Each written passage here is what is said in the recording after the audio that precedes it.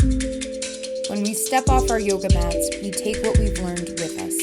These are the stories of those living their yoga. This is After the Mat.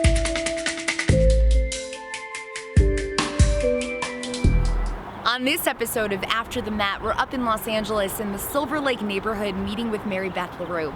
Not only is Mary Beth a longtime yoga instructor, but she's the co-founder of Rock Your Bliss. It's yoga-inspired coaching, and it takes place in the forms of retreats, workshops, and even online all over the country and around the world. Both Mary Beth and her partner Jacki have not only created a community with Rock Your Bliss, but a movement. Here's part one of our interview. Can you tell me what got you into yoga in the first place? Yes, I have always been fascinated with yoga. I've been drawn to it. My mom had a good friend. I grew up in a small town in Iowa, and she had this yoga book laying on her kitchen table, and I was probably like 12, and yoga was by no means mainstream in Iowa. And I remember looking at this book and looking at the postures and just knowing somehow, like, I'm gonna do that someday.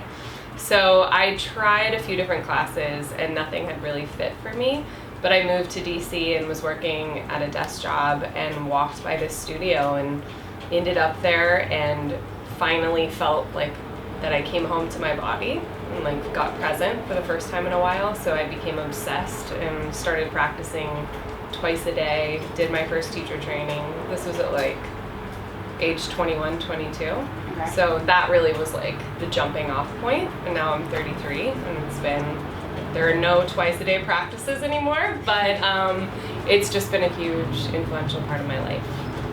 What was it like being at a desk job, and then I'm assuming you decided to make the jump to yoga? Is that what happened? The best thing in the world.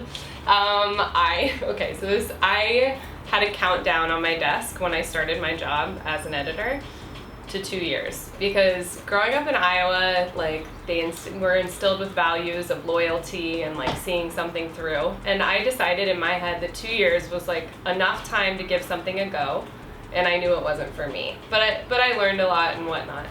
But planning my own day and deciding when I want to practice and when I want to get a cup of coffee and where I want to write my blogs from, where I want to design my classes from, has never gotten old. I think for me, sitting at a desk, I just got really depressed.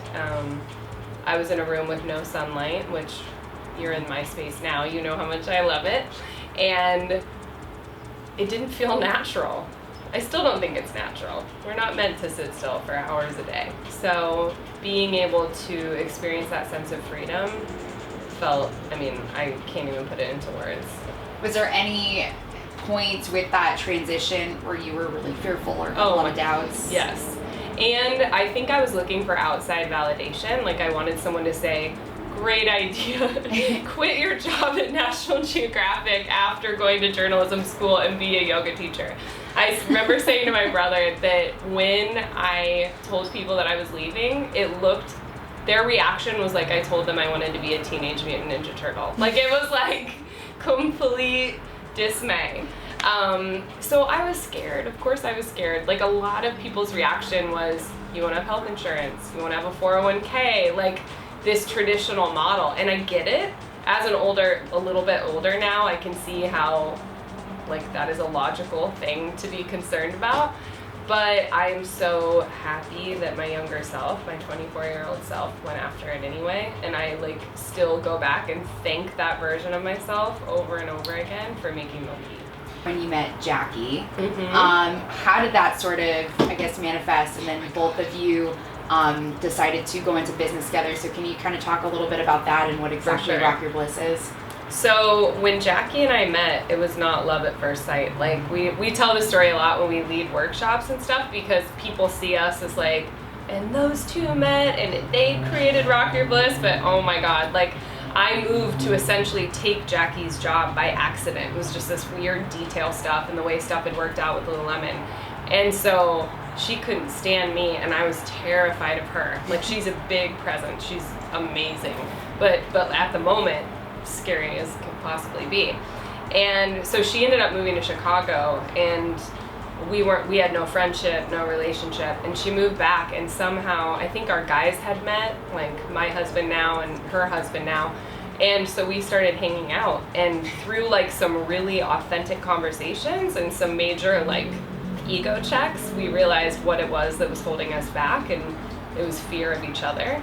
And that's where we came up with Rock Your Bliss. It was like, women need to be having honest conversations with one another.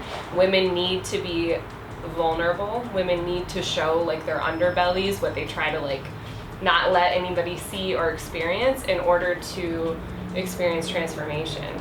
And we created Rock Your Bliss. It started with one retreat to Mexico, and it's since been several retreats, workshops all over the world. We started the business about 3.5 years ago, so it's not very old. And it's yoga inspired coaching. So different tools, either from life coaching or grabbing stuff from yoga philosophy that lands in a really good way and integrating the two.